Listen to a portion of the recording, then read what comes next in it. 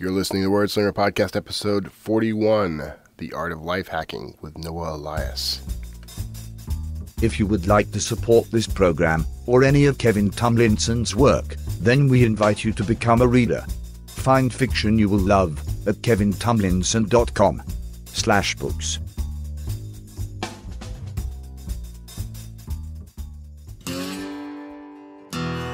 It's the Word Slinger Podcast, where story matters. Build your brand, write your book, redefine who you are. It's all about the story here. What's yours? Now, here's the guy who invented Pants Optional, Kevin Tomlinson, the Word Slinger. Word Slinger. Hey everybody, this is Kevin Tomlinson, the Word Slinger, and you may have noticed I was on a little bit of a hiatus there for a couple of weeks, and that was kind of unintentional. I had actually planned to not work on the Independence Day weekend, 4th of July weekend, and I pulled that off. But the other thing that came up sort of unexpectedly was I got very ill for a couple of weeks there. So I'm very sorry. And you can kind of hear I'm still sort of getting over that. So part of that's the whole sinus nasal stuff. So I apologize in advance for any sniffing in your ear I do. But just, we're close. You and I, we're really close. So this week, the episode's going to run a little longer than usual, mostly because my guest had a lot to say, and it was great stuff. Actually, it was fantastic, and he and I really hit it off. I was glad to chat with him. Some of you may know, and if you don't know, I am actually a Christian. That's a huge foundation in my life, and when I started talking with Noah, it was evident right away that he is very much a Christian, and that is a huge part of his life and a part of his work. And so we got an interesting perspective on sort of the role of God in your everyday life and your everyday work. I really enjoyed the whole talk, so I hope you will too. There's a lot in here about life hacking, about mentorship. There's a great deal of content in here, so I'm not going to delay this. I'm going to let you get straight to it. And I'll still do a quick update at the end. There are some things I wanted to just kind of, chat with you about.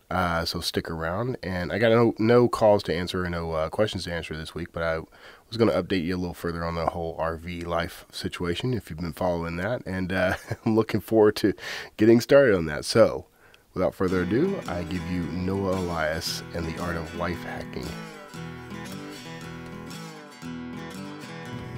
Hey everybody, thanks for tuning in, and today we're here with Noah Elias, who is an artist. He's a life hack entrepreneur, which I think is one of the cooler titles we've had on the show.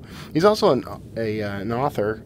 He's the author of the book Speed Bumps, which you can actually get for free on his website if you go to. Is that noahelias.net? Is that where they can pick that up, Noah? They can find it through there, but if they go to noahfineart.com, that's going to jump them right to the front screen, and you just enter your email address, and then you'll get the download link for that sent to your inbox. That's perfect, and we're going to have links to all the websites associated with Noah and his work in the show notes, so you can check that out. So Noah, tell me a little about your work. Let's start with Speed Bumps. I mean, what's that about? Speed Bumps was basically I wrote Speed Bumps while I was sitting on airplanes traveling all over the world doing events in the art world, aboard cruise ships and real high-end VIP events, which was a total blast. A lot of work, and didn't like being away from the family, but I wanted to leverage that time to where, hey, if I'm going to be spending time in hotel rooms and cruise ships in between events, and then also on airplanes, I wanted to take that time and invest it into something that could be leveraged. So one of those things was a book and my testimony. So I wanted to say, hey, what if I'm sitting on an airplane with somebody or I run into somebody, I can just reach into my bag and pull out a copy of this book that I self-published, and thought this would be a great on-ramp for individuals to be able to get an inside look into my life, where I've been, what I've gone through, and how I'm leveraging it now, and provide hope for their life, and how they can not only hack life, but just look at it through a totally different lens. So, yeah. And that I'm glad, by the way, to hear that you self-published, because that's That's a big thing in Wordslinger world. Like, we're all about indie publishing. Have you seen some success with that since putting the book out? Oh, totally. Like, it went to becoming a top seller at Noise Trade, which was a total experiment, and that was fun. And that still is getting a ton of activity, and just the donations that come in there and the tips, and I needed just a portal just to be able to do a free version of it, so it worked out really, really well, and I'm really grateful for that. So yeah, it's still going, and it's now then stemmed into my other book that I'm wrapping up now, which is called Fear Hunters, which we can talk about today. Yeah. And then 2 more books that I've got coming out after that. So plenty in the hopper, I can say that. So who is the ideal reader for Speed Bumps and I guess Fear Hunters? Yeah, I appreciate that. Fear Hunters and Speed Bumps, and probably any of my material, is for any individual that wants to discover who they are, what they're supposed to do, and exactly how they're supposed to do it. And then when it comes to, so that's basically your identity, your platform, and then your audience. And when I drill down into that further, I then discover ways and strategies that I've used to hack life. And that's everything from the way we travel, the way we do our homeschooling and our education, the way we built our home, the way we've done our offices, the way we've leveraged our team, the way that we've built our ministry, the way that we've strategized our giving, the way that I look at time, the way that I break down time. And I really, the best way that I could describe it is, and this is basically the topic of the show, what I would want to talk about, but there's 3 things that I really identify with, and it's my favorite stuff to teach. I have an office in Santa Ana where it is now dedicated to life strategy and coaching sessions where I do brand architecture for individuals and companies. And folks walk in, and I literally take my gift of drawing and then actually draw their life out and kind of show them the different areas and how it can be, they can be optimized. But the term hack comes into play in relationship to how am I going to spend my time, how am I going to spend my talent, and how am I going to spend my treasure. Yeah. And I am, after 44 years of being on this earth, my goal is to get individuals to be working on the sweet spot and the sweet spot only. That the target, if anything, the bullseye just expands to the point where there's nothing outside of it. Yeah. And if we can just be working on that, that's the most exciting thing for me. So that's, if we go back up to the first layer, that's your identity, that's breaking down your story, that's discovering your passions, that's discovering your talents, and then how do we translate those into your every single day life, the implementation of it. And then it goes into your audience, your giving, and the way that you're able to leverage for a bigger cause. But one of the things that I do with the time, talent, and treasure is really helping individuals discover that you only have a limited amount of time. We all have the same 168 hours. How are we per week? Yeah. How are we going to be leveraging that? And the world and the culture advertises to us that we need to, in order for there to be value, we need to put in a lot of time. And that is the biggest lie I think that has ever been created by the culture. Yeah. That good things really take a lot of time, or things that really matter take a lot of time, or something that is of quality takes a tremendous amount of time. I don't believe so. I lead my life based on value, not based on time. And so if I can help an individual learn how to get the work the least amount of time possible, make the most money they've ever made while doing what it is they love the most, now we're hitting the bullseye, and you've hacked life. Yeah. Because the culture advertises exactly the opposite. I want you to give me as much of your time as possible. I'm going to give you the least amount of money possible for that time, and your life isn't based on the value you produce. So that's what the book is about. That's who my audience is. Fear Hunters is about one area of that lifestyle, and that is of removing the shame and the guilt and the fear that stands between you and the life you are intended to live. And once you're starting to remove fear and failure out of your life, it allows you the opportunity to then become fearless and a professional failure. I can give you one case example of that is Walt Disney, because he realized the limited amount of time that he's got, Yeah. or he had. He realized that in order to wait, could he draw? Sure, he could draw, but he didn't say, "Oh, I'm a creative and I'm an artist, and therefore I need to draw every single Mickey Mouse there ever was." Right. He leveraged other people's time, talent, and revenue to be able to take a bigger vision and go someplace with it. However, the price of admission for that is failure, and the price of admission for that is being noticed. The price of admission for true entrepreneurship is exposure. And so we as individuals, and what I love doing is, a part of my book is being talked about, is dropping the fig leaf. Yeah. Are you dropping the fig leaf of exposure, of your true identity, of living your true authentic self, to step into areas of what you're greatest at, not what you're good at, not what you're well at, or what somebody else can do, but are there areas of your life that you can step into to where you are only doing what you can do and nobody else can do it? You're getting paid and compensated top revenue for it while working the least amount possible so that you can create value in the areas that juice your heart. I find that most individuals do get to a point of working the least amount possible, making a ton of money, doing what they love, but they find out that they've hit a ceiling and they've had the ladder of success leaned up against the wrong building, and they wonder why they're so upset, why they're so burned out, why do they need to numb themselves, why do they need to get distracted, and that's because there's no purpose. So the majority of the folks that do become successful have missed the mark. Yeah. They've looked for success, realizing that it isn't significant.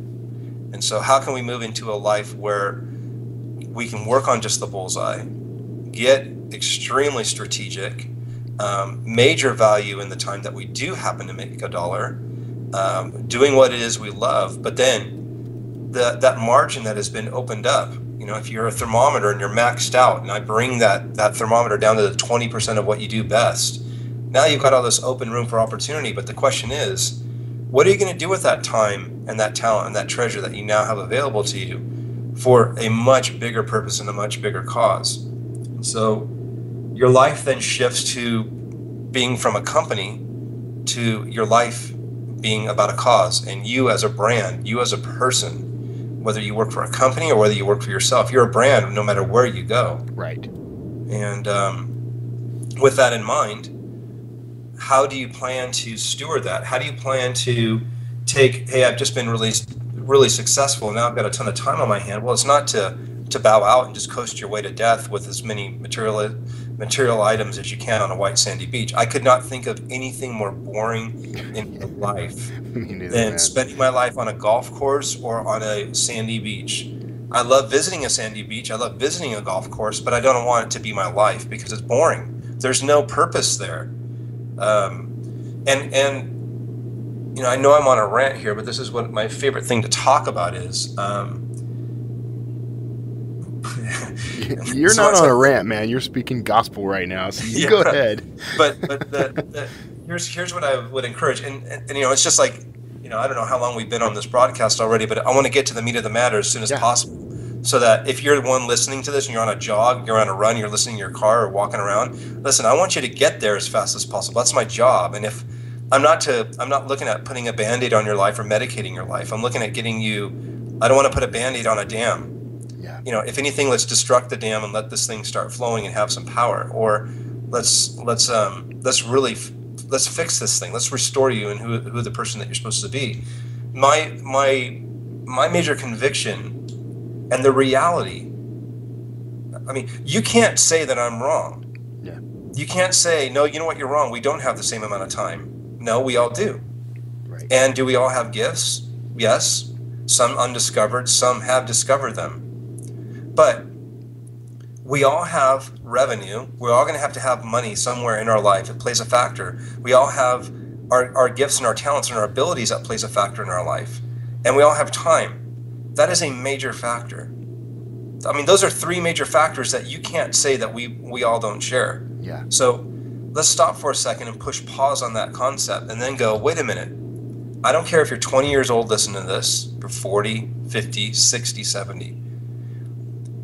wherever you're at in life on that timeline between now and death, the moment I got this concept, I was blown away, and it changed everything for me. It was the biggest ripple effect in my life and every single person that I came in contact with. And the more people that we can get to know this concept, I think it will radically change their life. And it's not new news. It's just been sitting underneath our nose for the longest time. And that is this. When I came to realize the reality and the truth that I was created, God put me on this earth. He gave me these unique abilities compared to anybody else on this earth, and the calling that is on my life, the purpose that I've been given, nobody else has ever had, nobody else will ever have outside of me. Yeah. So each person that's hearing this needs to understand what you've been put on this earth to do. You're not happenstance. You weren't just a coincidence from your parents, this, that, and the other. No, you're here on purpose. So if you're here on purpose, what is that purpose, and what is your assignment? What's your calling? And so that is the most exciting thing for me to discover. But why do I need to discover that? Because of this. God's created me, put me on this earth, and in my right around 40 years old, realized, hey, I've been a believer, and I put my faith and trust in him when I was 9 years old. Yeah. And then here I am, just in my 30s, starting to grasp the concept of what stewardship looks like. So what is the good news? And I don't even know if your podcast is faith-based or not. I really don't care. Doesn't matter if they are. I am. So yeah. But let me just tell you this. If you're willing to consider listening to this, I think it's going to be pretty profound when you stop and take a look at it. And this is what it looks like. Just hear me out. Give me. What if 10 minutes? What if the next 10 to 15 minutes I was going to talk absolutely change the trajectory of your life? Stop and consider that, because it'd be worth listening to if you knew that it was going to change what forever looks like for you. And so this is what happened to me. My mentor and I sat down, and he unpacks this with me. And here's basically the crux of it. The good news, based on the Bible and the truth of God's word, says, hey, the good news is that Christ came, died, so that you may live in eternity forever. Some could call that the Willy Wonka ticket. Oh, if I believe in him, I get to go to heaven. True. That's absolutely true, and that's the greatest news. You don't have to earn it. There's nothing you can do to lose it once you have it too. So listen, you've got the access to his love. You get to go to heaven. Fantastic. So what's the good news for a guy like me that's been saved since I'm 9 years old? What's the purpose for my life? Great. I know where I'm going after I'm out of here. Yeah. But the good news for those that are believers is that what I do here does matter. And what does that mean? Well, it's how I'm going to end. And what that means is, at the end of my life, my Heavenly Father, the moment I go to my death, I'll stand before him, and he's going to say, hey, Noah, what did you do with my son? And what did you do with what I put in front of you? Yeah. And the term what I put in front of you means, what did you do with your time? What did you do with your treasure? And what did you do with your talent? Those three areas of my life. But most importantly, this is where people miss the mark. It is time, talent, and treasure, but what is the currency? Most folks believe it's an actual dollar. It's not. What is God's currency? His currency is relationships. Yeah. Okay, so it's people's souls. So when it comes to, now let's run my life, let's run your life through that filter.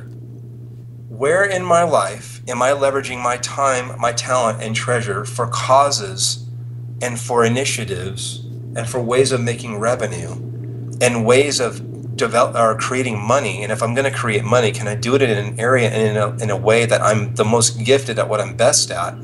That if I build this pipeline, I mean, imagine building a pipeline from Alaska down to Mexico. And if whatever comes out the end down in Mexico is going to be a blessing, your life is that pipeline. So the content that's inside of it, that content that's inside of it is your purpose, it's your passion, it's the driving force behind it, it's your gifts, it's your unique gifts that God gave you and didn't give anybody else. Yeah.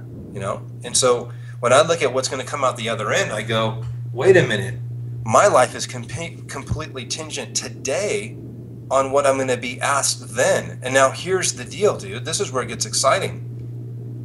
If that is what my question's going to be, he's going to look over his shoulder and go, no, what did you do with my son, and what did you do with what I put in front of you? And he's going to go, let's measure, and look over his shoulder and see how many people are standing there in forever. Eternity is a very long time. Yeah. So the question is this: who is going to be there as a result of your life? Who is going to be there as a result of your time, talent, and treasure? I could not think of any more good news than that, because here's the bonus. The bonus isn't just that I'm saved from myself and the world and having to live under the cloak of shame and guilt and fear. I don't have to live under that cloud as a believer, because I'm a new creation. I've been bought with a price, and everything in my life is his. It was given to me, but a lot of us believe that we're the ones in control. And so where I get excited is realizing, holy smokes, man, I've been given this amazing, amazing opportunity to be here and be alive. There could have been a lot of other people, but I'm here. Yeah. What am I going to do with my time, talent, and treasure? And how am I going to influence relationships and the people around me and the people that I have that I've been that I have exposure to and I have influence over? So this, now if you put that entire concept and then bundle it into the fact of, it's great news that I get to go. Second of all, it's a bonus. There's the law of rewards. And that he says, I will reward you for whatever you defer to me. I will give you a return of 1,000-fold forever. And so think about this for a minute. I have 2 kids, 10 and 11, one with autism. And my daughter, she's older, she's 11, about to turn 12. And I parallel my life and my relationship with God and the whole motivating factor of why I do what I do with the analogy of my relationship with my kids. Yeah. My kids, it's the equivalent of me bringing a brand new big old cardboard box that has a bicycle inside in just a ton of parts. And I drop that down in front of them and I say, hey, good luck with that. And are they stoked to have a life? Are they stoked to get this new gift of this bike? Absolutely. We are as humans. We are as adults. We walk out into life and we're like, great, I got a life. Now I don't know what to do with it. Now, here's the thing. God wants to put that thing together with you. Yeah. And that's done in community. That's, as much as I'm excited to do that with him, my daughter and I just put together her brand new bed yesterday. And the time that we spent doing that and what we learned and the challenges that we've had, and like, no, hold that up higher. No, I need to screw this over here. There's all that back and forth. That's life, man. Yeah. But that's why you were created. You were created for community, and you were created for that being one and doing life with him. Now, a lot of us put him on the side and just say, this is my life. This is my stuff. I want to feel good now. I don't want to feel good then. But you know what? When I look at my life and as it relates to my relationship with my kids, I want to reward them. Hey, if you guys do this, I am welcoming you to have all of this. And that's the bonus that I absolutely love about my relationship with God, is he says, no, listen, there's a ton of guys that are going to be down there trying to get you to get on board with making an investment over here and getting 6% or one over here for 2%. But you know what, Noah? If you give to an initiative that is a gospel spreading initiative and that furthers my kingdom, Noah, I'm going to give you 1,000 return here in eternity where you're going to need it most. And that's for a very, very, very long time. Yeah. So why do I do what I do? And why do I do it in the way that I do it and do it with the people that I do it? Because when you know what your end goal is and what his agenda is, it makes living strategic. It makes it laser focused. And I don't have to be wondering when I wake up every day, what am I supposed to do? Who am I supposed to do it with? And how am I supposed to do it? Yeah. There's never that nagging or that question or that wondering in the back of your mind. You're able to live with absolute confidence of what your identity is. You know what you're great at. You know what you can cut the fat on other stuff and say, these people don't benefit. These institutions don't benefit. These initiatives don't benefit. It's out of my wheelhouse, but this is where I'm best. This is where I ring the bell. Now, how can I leverage that, bring people into that fold, and look at the bigger picture? And I use this analogy all the time, and it really rings true, especially in this day and age, as Google Earth and Google Maps and all that. Most individuals live their life on a street level view. Yeah. All they see is right there, what's in front of them, like right outside their house. They're looking out their house, they're looking down the street, they're looking across the street. Most feel pretty good if they actually zoom out a little bit. They feel, oh, hey, I can see my town. That's kind of cool. I got a pretty good perspective. Most feel really good if they can see their state. And then they feel really confident if they can see their country. And what I'm inviting folks to do is to get up to that like throne room perspective of being outside of our stratosphere and looking down into really how simple life really is when it comes to your time, talent, and treasure. And when you start looking at life in that perspective, and I even call it the 30,000 square foot view, stay out of the weeds of the details and really back out and really stop, take stock, and take inventory on what's going on in the way that you're stewarding your life. Because if you're willing to get a grip on it, you're going to have a profound influence and mark on this planet. And more importantly, the best place that you're going to be able to see the fruit of your life take root and take hold is when you have a ton of people that have been influenced by your life, you personally, meaning relationships.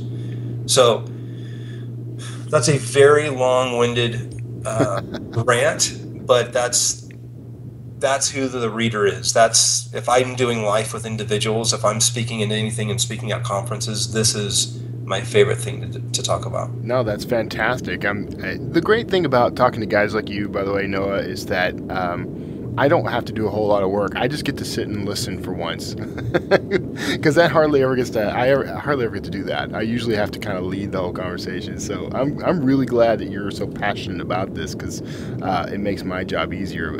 So time is one. You brought this up earlier, and time is one of those things that we all know we have in short supply. I mean, that big picture idea of stepping back is very cool, but I mean, how do we leverage that to maximize our time, I guess? Like, what are we looking to do? Mm-hmm. I'm looking to work the least amount possible. That's what I want. Yeah. I want to work the least amount possible. But if I am going to work, I want to make the most money that I've ever made. Yeah. And then I want to go. I kind of look at it like this: we're in the business of creating wineries. Mm-hmm. And I use that analogy because when you start looking at your life in that version, when you start looking at your life in that way, it changes everything. Your job is to create as many wineries as possible, and that's get this thing ramped up to then duplicate your product as much as you possibly can and get it out to as many people as you possibly can. Now, the more land I'm able to get, the better. And let me give you what that actually looks like tangibly with me. Okay. So with Walt Disney, he wasn't doing paintings, but he was doing creativity. He was a visionary entrepreneur. So his idea was, how can I take this vision?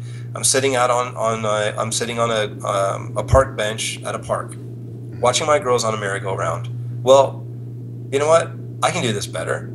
I want to make this happen. He goes out and he builds it, asking people for money. They thought he was insane. You want to do what? You want to build a castle in Anaheim and you want to have people over and this, that, and it's absurd. But you know what? Most dreams are absurd that are worthwhile doing. And if your dreams aren't intimidating to you, they're most likely insulting to God. Yeah. And so, he's living that life of, hey, I don't want to borrow somebody else's merry-go-round. I would rather build my own and do it way better. So is he going to be the one that's building it? No. Is he going to leverage other people to do it? Yes. Why? Because he's wanting to buy time. So if I'm looking at time, people say you can't buy it. I believe you can. Uber is a great example of that. Chantel and I take the kids and we fly to New York, we fly to Washington, D.C., we're doing homeschooling, we're traveling, and I'm like, okay, I have a limited amount of time here. How can I buy my time in New York? I got the Uber app, downloaded it, I bought my way and bought more time and had more opportunities as a result of that. That's an example. Yeah, exactly. I can leverage assistance, I can leverage a team. When people say, well, you're losing money because you're spending money on those people. No, I'm not, because I'm able to create more of what I'm greatest at. The greatest assets I have in terms of me, Noah Elias, is writing my book, writing my blog, doing my paintings, and mentoring individuals to do the same. Yeah. Helping them get to the sweet spot as soon as possible, because that's the power of duplication. So when you start to look at, and here's where it gets very fun and very interesting. Remember how I told you the concept of what you do here matters, and our goal is to increase, and my mentor and I talk about it a lot, Bob Shank, and that's this. If I told you that you could get Apple stock at $1 a day at $1, how much would you buy? You'd actually go leverage everything you possibly could, and you'd be an insane person to go out and convince everybody that you need lines of credit, millions of dollars. You'd sell your car. You would do whatever you got to do because you know what it's going to pay you. Well, I look at the same for kingdom stock and what God offers me. Those that are willing to get in early, those that are willing to get in as big as possible, are going to be the ones that sit in eternity. And you need to really think about how long eternity is. This life is going to be a flipping blip. You probably won't even remember it, but what we do here matters. And so when I start looking at that and I go, wait a minute, where am I putting my time? So I want to literally only focus on those things that give me the most fruit, that pays me the biggest dividends while I'm here. You see what I'm saying? So it's like wherever I'm going to, okay, so this can be a big breakthrough for a lot of people that are going to hear this concept. This is how you're going to set yourself free from a majority of the decisions in your life. Stop thinking right or wrong. I don't want you to start thinking to yourself based on this principle of bearing fruit and my life bearing fruit with my time, talent, and treasure. In this decision that I'm about to make, where am I going to be the most fruitful?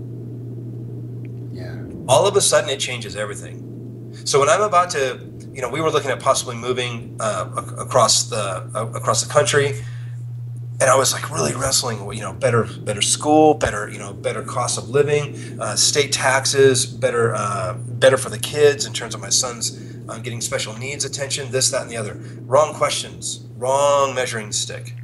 The better measuring stick is, Noah, where are you and Chantel going to flourish in bearing fruit with your time, talent, and treasure as it relates to your creativity? Where are you going to flourish and thrive in what you are called to do? And most of the time, I can do what I do anywhere. Literally, I've done it from a cruise ship. But it really boils down to, where do you have the most influence? We do a podcast, right? You're on one side of the world, I'm on this other side of the world, and you say, okay, so we got together and we used technology, we leveraged it. And how am I going to leverage that to be able to have influence with as many people as possible? Well, does that matter really where I live? Not really. But this is one part of my portfolio life, not all of my life. But it is a pole, it is a fishing pole that I've got in the water, one of many, that allows me to get out and get as much reach as possible for influence. So first of all, think not right and wrong, think, where am I going to be the most fruitful? Yeah. And you're going to find that that's going to take the pressure off in terms of the way that you're feeling really overwhelmed in life. You only got those three: time, talent, and treasure. What's your measuring stick? Relationships. How's that measured? In your influence. And why are you going through all that, and where are you going to take the money that you got because you got so much time now? Well, I'm going to put it into a purpose that's a kingdom initiative that's going to bear me fruit that's everlasting. Now here's the bonus part I wanted to tell you. How can you create assets that go to work for you, including relationships, that if you die today, you're getting a royalty check while you're in heaven? Yeah. So, my mentor and I joke about it all the time. If that is true, which it is, that means that every single time Paul instructs us to do something about it, somebody on earth leverages it, it has major fruit down here on earth. Who do you think is getting the royalty check? Paul. So that's pretty amazing. You start thinking about it. And so that fires me up to be an entrepreneur that goes out and hacks life, because and you're going to hear probably my neighbor's lawnmower, so I apologize if it's noisy in the background. That's okay. But if I'm going to hack life, that's where I'm going to put my money. That's where I'm going to put my time. That's the wisest investment into my marriage, my children. And if I can teach them this concept now, I'm just telling you right now, you guys, it'll change the the entire trajectory of the remaining life that you do have. Yeah. Yeah. I'm actually I'm kind of just sitting here entranced. I'll be honest. I'm sorry. that's where the gap comes from. No, I agree. So what okay? I know what time is. I know what talent is. What do you mean when you say treasure? Treasure is anything to do with money, meaning tangible dollar. Okay. But what it really boils down to for me is those things. And again, I'm just like going back to what I always go to is you're going to be able to take your time, your talent, and your treasure, and you're going to be able to put them into two things and two things only. You're either putting them into a shredder, or you're going to be putting them into a safe, in a fireproof safe. There's verses, and I can really get into like drilling down into them, and maybe you want to put them in the notes. But if you look at the verse in the Bible, it talks about, hey, every man at the end of his life is basically his life is going to be measured against himself, and those things that could withstand, either they're going to be burned up by fire, wood, stay, and hubble, or they're going to withstand the fire. And so, what are those things that I'm investing in that won't burn up? That's a person's soul. That's a person's relation. That's my relationship with a person. That, for example, you're never going to see a hearse pulling a U-Haul. Yeah. So that's the equivalent. Okay, here's a good one. That's the equivalent of like going camping and bringing your living room furniture with you. Yeah. That's just not reality. That's not the truth. The truth is what you die and take with you, or what you send ahead, isn't a material good. And most people are spending so much of their time and their talent pouring into investments or things that might pay for instant gratification and entitlement and comfort now. Right. But it's not going to defer something that's long-term, that's going to be eternal and forever. So when I say treasure, I look at it as like, most people, and we just did it the other day, when you start giving to initiatives, most people think, oh, I'm giving this away. It's such a loss. How much do you give to charity? Well, they treat it like a loss. Well, I give to charity, and, I lost, $12,000 last year. Like, wow, that was a loss. And, then the culture advertises, no, you did such a good thing. I'm like, well, I don't know if it's a good thing. The best thing for me to do, based on God's word, is to invest into those things that give somebody an eternal opportunity. Yeah. And so I'm mostly going to be keeping my eye out for those things that are on God's initiative, that's on his agenda. And if I can help further that, that's the best place for me to put my money, because that's where I'm going to get the biggest return, meaning eternal return. Yeah. So when you say treasure, I'm not depositing it where I'm losing it. I'm depositing it for the future. I'm sending it ahead. So every time we give, you're actually just depositing into your eternal account. And once you get that concept based on God's, it's not a concept, it's a truth.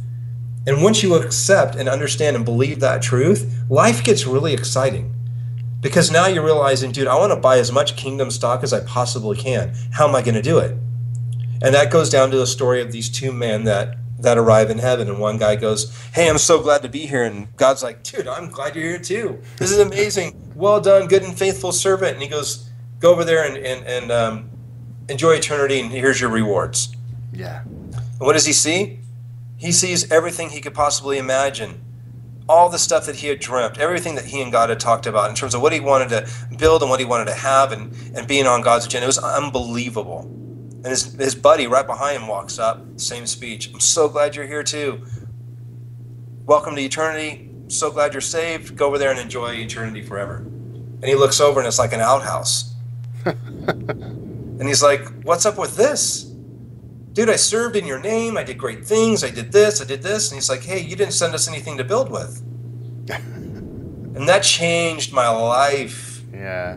And it wouldn't be true unless it, hey, and people they say that's too radical and that's too rigid. Well, I didn't write it. And if we study God's word, he says, listen, the gospel, the good news for the lost person is that you can be saved. That's the gospel of salvation. Yeah. But what's the gospel of the kingdom?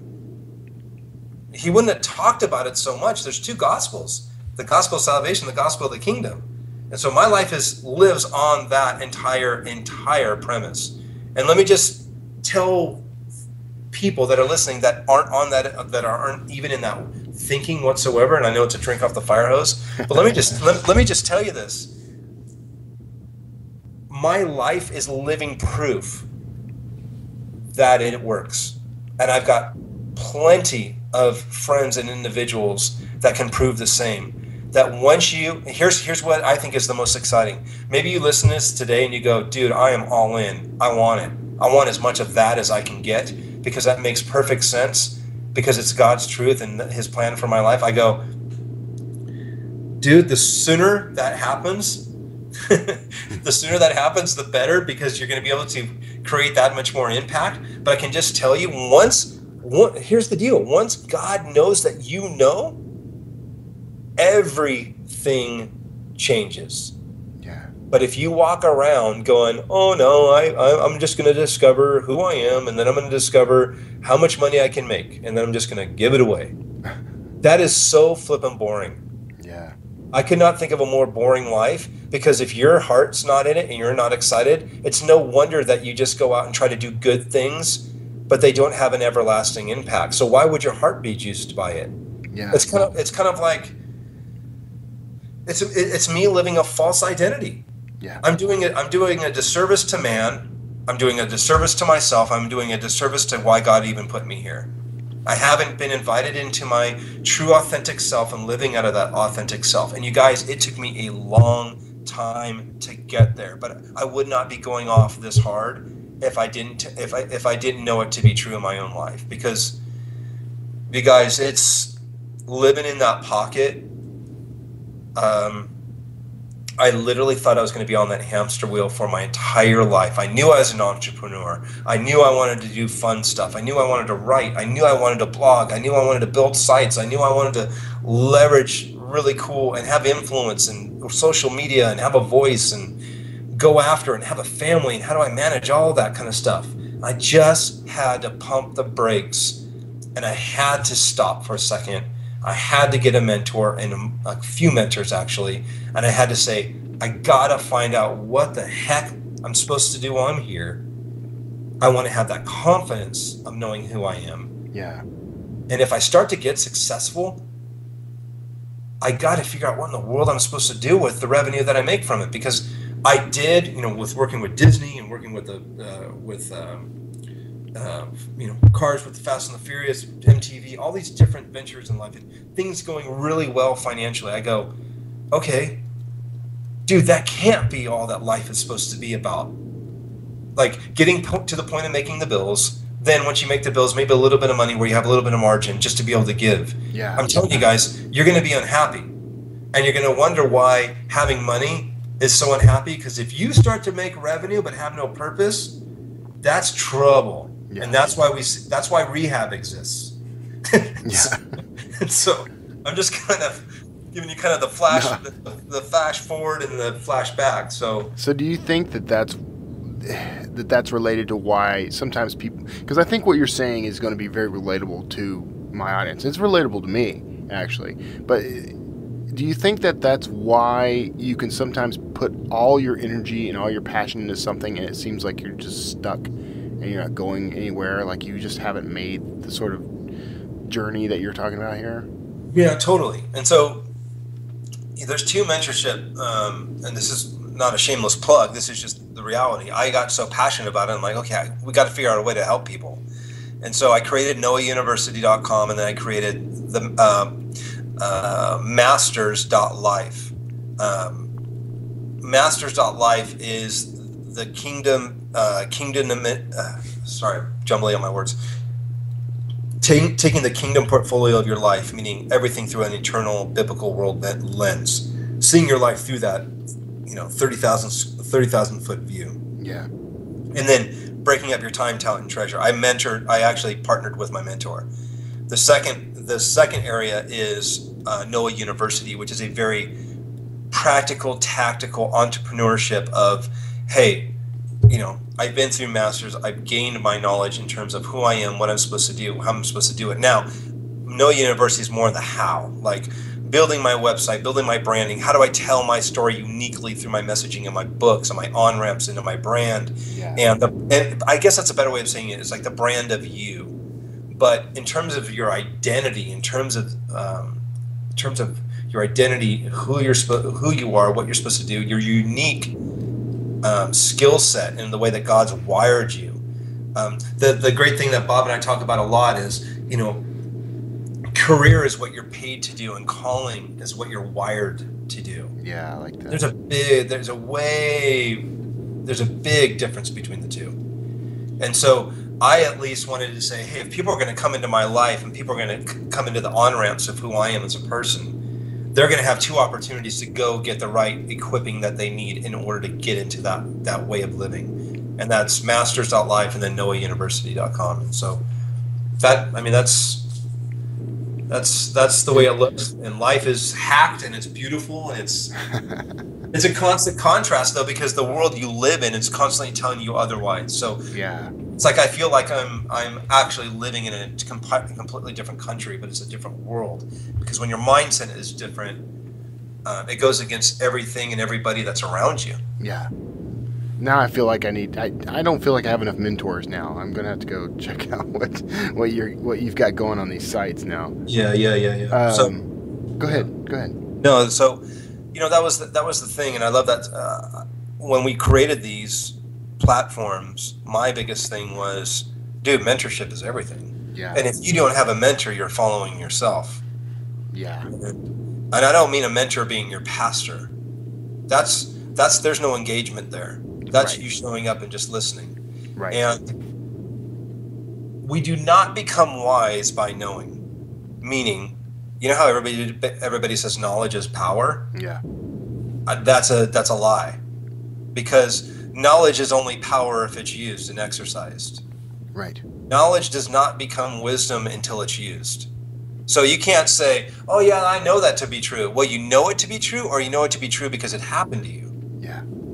So I would encourage everybody to stop buying every single great book or listening to everything and putting it on the shelf and saying, hey, this is, most entrepreneurs do that. They fill their shelves with these great self-help books. Yeah. And they go, somebody walks in their office and they go, man, he's really got it together. Well, I'll know that he's got it together by the fruit that I see coming out of his life, not what he's got on his shelf. Right. And I think that's a better calling card than the knowledge we possess versus the knowledge we produce. Yeah. So mentorship is key. You got to be following those that have more than you do, that have proved they have more than you do in their life, and have what you want. If otherwise, here's the deal. That's like you running a marathon with nobody setting the pace. Yeah. And if you want to set a pace for yourself, cool. You might finish. But the question is, what if I told you that you could finish really, really well? And if you finish really, really well, there's some insane incentives, some incredible rewards. And dude, when you start realizing that kingdom stock is, like, if I told you the better that you run that race, and the sooner that you get to that finish line in terms of the way that this isn't like prosperity gospel, meaning, oh, if I just perform really well, I'm gonna get rewarded. Well, it is and it isn't, because people mistake the prosperity gospel that if I do really well, if I'm a good dad, if I'm a good husband, and if I'm a good businessman and I love my community and do well in my church, that he's gonna love me. Yeah. And if he loves me, he's gonna find favor on me.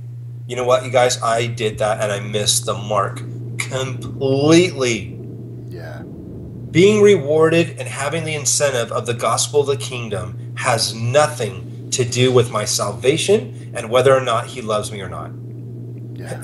My love, that's why there's grace. Grace completely takes care of that entire issue. So if I know that I'm loved and there's nothing I can do to earn more love and there's nothing I'm going to do to earn any less, dude, you're loved whether you like it or not.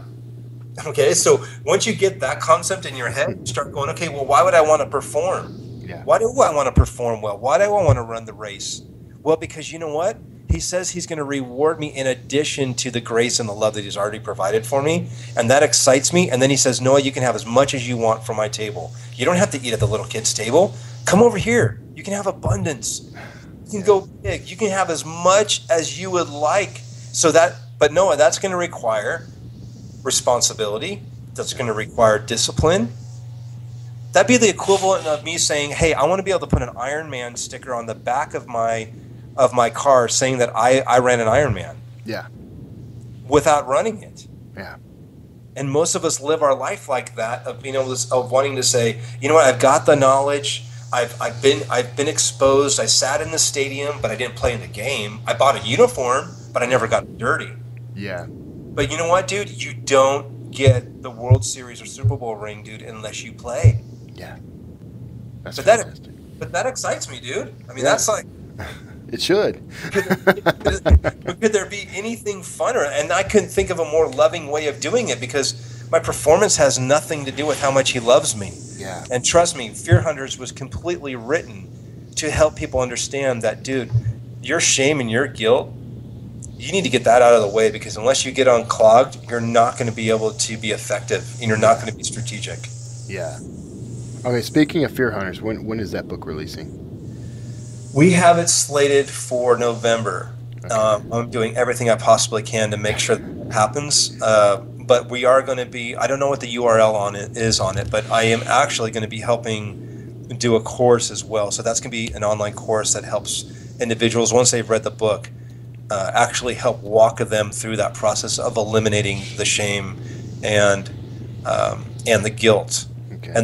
Because those are both stemmed in fear. And yeah. if you can become fearless, I mean, everything from, having to talk to your mother-in-law, to having to talk to your boss, to I want to make this new dream happen, to having the tough talks with your kids, like all that stuff, like the stuff that just impairs us from the life we want to live. Yeah. Dude, I'm telling you, this is, I'm so jacked and excited on this, because it's I can't wait to read this book, by the way. So, well, and I'm not like this, I'm not like this major, I have so much respect for people that write books and have great grammar, and I feel like it's kind of like this podcast. I feel like all I do is I just show up to the page and I emotionally vomit. And if people want to read the vomit, great. But I don't know any other. I don't know any. That may end up being the pull quote I use for you. If people want to read the vomit, great. Yeah, let's emotionally vomit. Yeah. But it's life is messy. Being in the game is dirty. Yeah. And the book, that was a fear thing as well. Like, who's going to read this? Why would this really make a difference? I just got this email actually from a guy that I don't actually know where he's from, or he might not even be in this country. But he said, "Hey, me and a bunch of guys went through your book, and it's really had a big effect on us. We want to do an interview with you for our podcast." And I was like, "What?" Like, wow, people are reading this thing. Yeah. But I just look at, hey, it might not be perfect. It might not be like the most perfect grammar, and I don't know if it'll ever be. I don't know if any author ever says that it's exactly the way they want it to be. But that's the beautiful part about creativity. I can go write another book. Yeah. And, man, I got 12 books out. I still don't think any of them are perfect. Totally. But I would rather, I guess this is the best way to say it. I would rather I'd be unapologetic in being me. Yeah. On the page, dropping the fig leaf, showing the underbelly of life, saying, "Listen, this is me," and I would rather go to bed with that regret, or I would rather go to bed with the failure of like being just embarrassed or an idiot, than going to bed with regret. And when it comes to the book, hey, I'm just going to vomit it into the book, and whoever wants to read that and make sense of it, hopefully they see the bigger picture, and if they can get some nuggets that give them a hope that is everlasting and a joy, stop trying to get their life happy. Yeah. Get tuned into joy. I think their life's going to be radically different. Well, I think so too, and I can't wait to. I just signed up while we were talking. I signed up to get Speed Bumps, which I'm gonna read now, and I can't wait to get my hands on Fear Hunter. So as soon as it's out, you gotta let me know that it's out so I can grab it. Okay. Oh, for sure. And dude, I can't. We have seriously been on the phone for an hour. Yeah, man. And I'm gonna wrap this up. I don't want to soak up any more of your time. I'm not worried about that. I'm more about, like, I feel bad for the guy that, like, was probably on a run and stepping on his like front porch going, I should have been done with my run a half hour ago. Now he's doing the Iron Man now. He's going to be able to put that sticker exactly. on his glass. Totally. So there's somebody on the side, or there's somebody on the side of the road. I got to finish this podcast. Yeah, it's that moment. I tell people that sometimes. There's that that moment, they call it the driveway moment, where you're so caught up in it, you have to sit and listen when you're sitting in your driveway. You've been home for 20 minutes. Exactly. So thanks so much for all of this, man. It's been outstanding and inspirational. Hang out after this call. I just want to talk to you for like 2 seconds more, but for everyone else, That's what you said when we started. You go, I know, man. This will just get 2 minutes, hour later. I'm so sorry, man. I do try to keep them at 45 minutes, but at that mark, you were like really going, and I didn't want to. I don't know. My fault. I'm being selfish. We're summing up the meaning of life in under an hour. It's quite a challenge. Now, if you want to go sum up the meaning of life, you can start by going to noahelias.net. You can find links to. There's 3 sites you'll be able to find in the show notes. You can also find his Twitter handle, so you can follow him on Twitter. Noah, thanks so much for spending the time with me, even some extra time. And I'll let you know when this goes live. And to everyone else, hang out. I got some closing remarks. Thanks, you guys. All right, that was Noah Elias. I told you that was going to go a little long, but it was worth it every minute, right? Now, there's a lot to that for you to absorb, so I'm going to leave you with all of it. I hope you got a lot out of it. I did. I still do. I like the idea that we're here on purpose. That there's a reason behind our existence and behind everything we do. Sometimes I struggle with that. You may struggle with that. I know on a daily basis. I sometimes I wake up and wonder, like, what is it I'm doing? What am I trying to accomplish? And part of that is I don't really feel like I have a full master plan for my life. And maybe I never will. Maybe I was never meant to have something like that. But probably, maybe I should. I probably should. And I'll work on that. So I hope you enjoyed that interview. Now, I wanted to update you real quick on what's going on in Wordslinger land. And there may be some changes to the show in the future just because of the nature of my life changing. So I want to give you a heads up. I still want to do the interview format. I still want to talk to people and learn more about them. I may focus things a little more. I'm not sure. You can tell me. Why don't you tell me, what is it that you enjoy most about the interviews I've done? Like, what topics do you like most? What guests have you enjoyed the most? And I can sort of start aiming a little better at that target, because I love talking to the entrepreneurs I talk to. And I love this idea that this is all about a sort of unconventional income, unconventional life.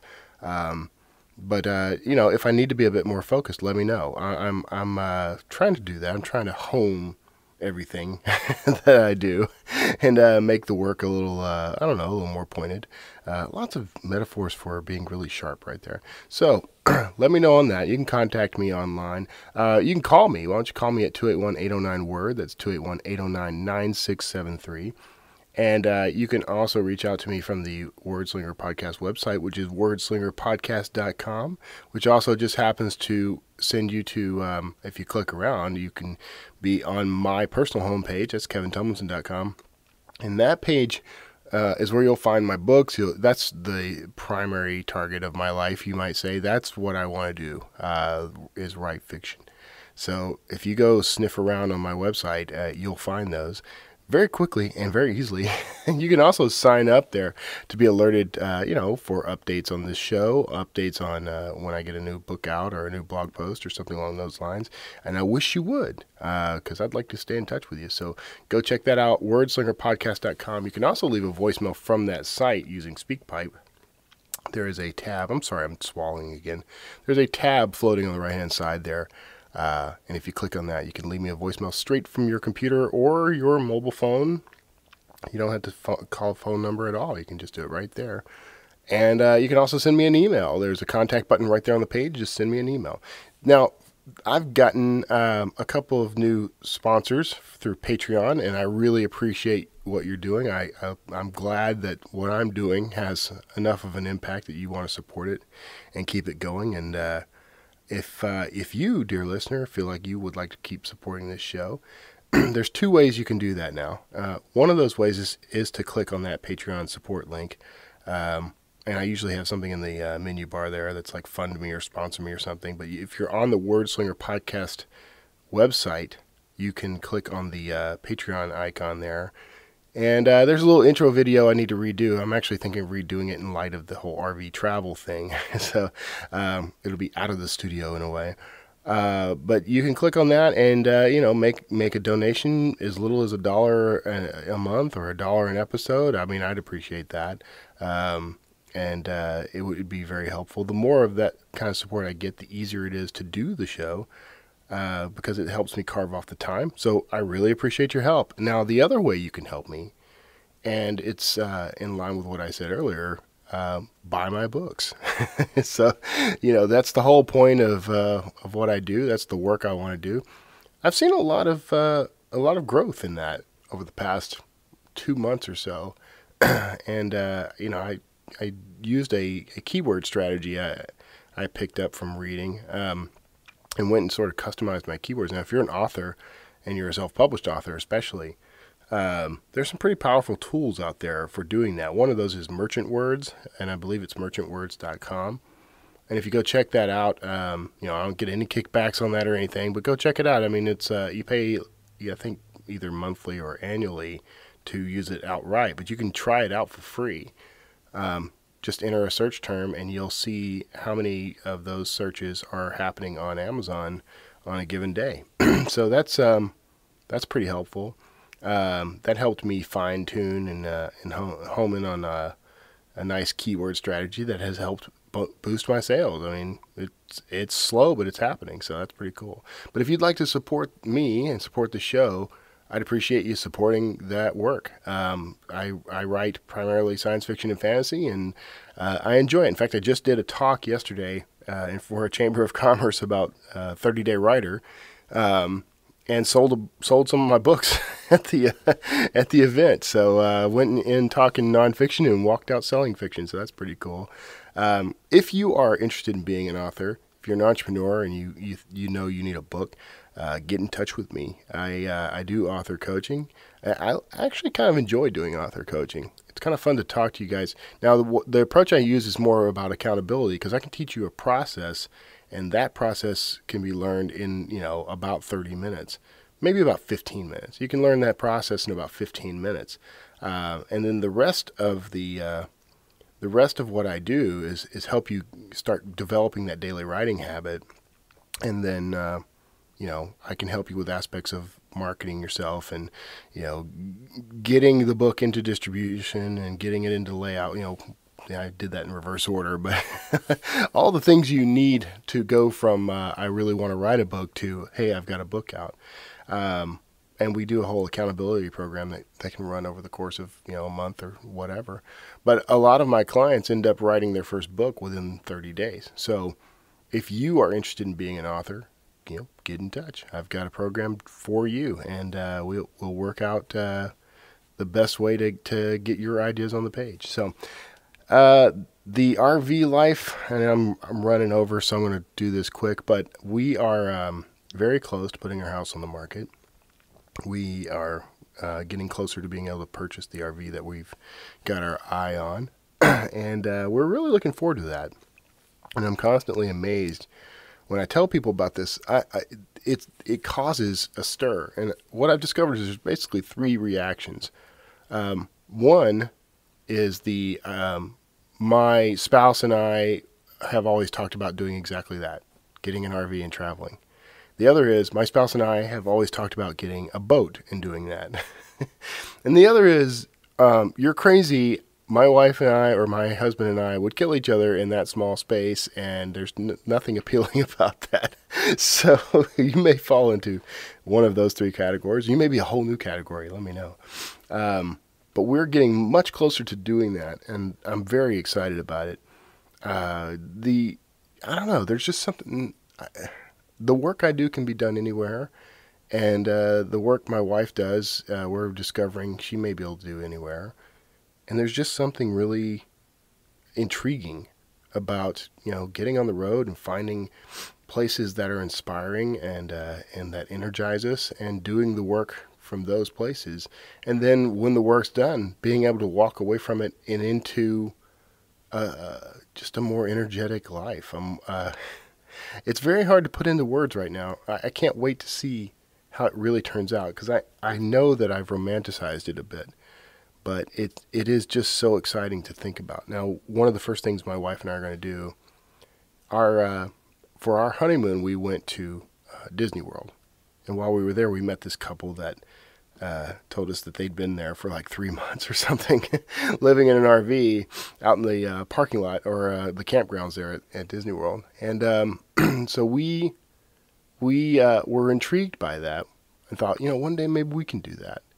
So our 10-year anniversary is coming up in January.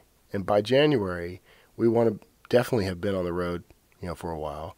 But one of the first places we plan to go is Disney World, and just spend some time there. And, I'm a big Disney World geek. I love Disney World. I don't know why. I'm a kid. So I'm looking forward to that. And it's not even about Disney World so much. It's that it's about it coming full circle for us.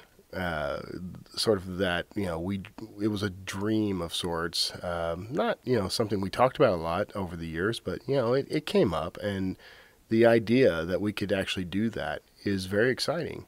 I don't know, it's igniting passion. So anyway, we're going to pursue that, and we think that's part of the plan for our lives. So anyway, I'm going to let you go. Thanks so much for tuning in. Thanks for your support of the show and my work. Again, give me a call, 281-809-WORD, 281-809-9673. And drop by the website at wordslingerpodcast.com. Sign up for updates, and you'll find out about all things Wordslinger every time you turn around. So have a good weekend or week ahead, depending on when you're listening to this. Have a wonderful day. God bless all of you. And I will talk to you next time.